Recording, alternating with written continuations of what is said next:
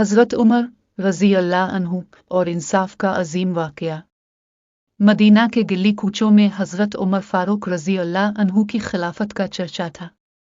آپ کی حکومت میں انصاف اور مساوات کا بول بالا تھا اور عوام کے دلوں میں آپ کا خوف اور احترام یکساں موجود تھا۔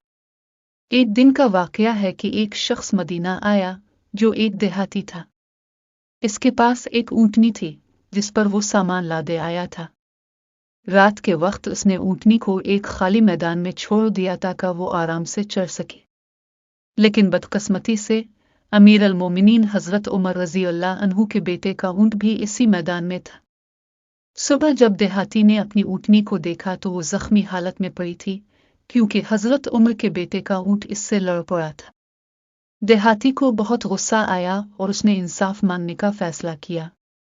وہ سیدھا حضرت عمر رضی اللہ عنہ کے دربار میں پہنچا اور شکایت کی، اے امیر المومنین، آپ کے بیٹے کے اونٹ نے میری اونٹنی کو زخمی کر دیا ہے، میں انصاف چاہتا ہوں۔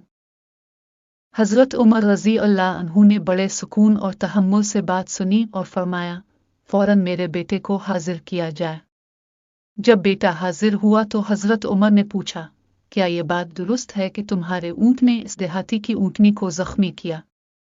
بیٹے نے حقیقت تسلیم کر لی اور کہا، جی ہاں، ایسا ہی ہوا تھا۔ حضرت عمر فاروق رضی اللہ عنہ نے فوراً فیصلہ سنایا، چونکہ تمہارے اونٹ نے اس دیہاتی کی اونٹنی کو نقصان پہنچایا ہے، لہذا تو تم اس کے نقصان کا معاوضہ دو اور پھر تمہیں سزا دی جائے گی۔ بیٹا چپ چاپ رہا اور فوراً دیہاتی کو معاوضہ ادا کیا۔ دیہاتی نے حضرت عمر رضی اللہ عنہ کے انصاف کو دیکھ کر کہا، ایسا عدل اور انصاف تو میں نے کہیں نہیں دیکھا۔ یہ واقعہ اس بات کا ثبوت ہے کہ حضرت عمر فاروق رضی اللہ عنہ کے نزدیک کوئی بھی قانون سے بالاتر نہیں تھا، نہ ہی اپنا بیٹا۔ آپ کا یہ انصاف قیامت تک مسلمانوں کے لیے ایک مثال ہے کہ عدل و انصاف کے بغیر کوئی قوم ترقی نہیں کر سکتی۔ یہ واقعہ ہمیں سکھاتا ہے کہ انصاف کے معاملے میں کسی سے رعایت نہیں کرنی چاہیے، خواہ وہ اپنا عزیز ہی کیوں نہ ہو۔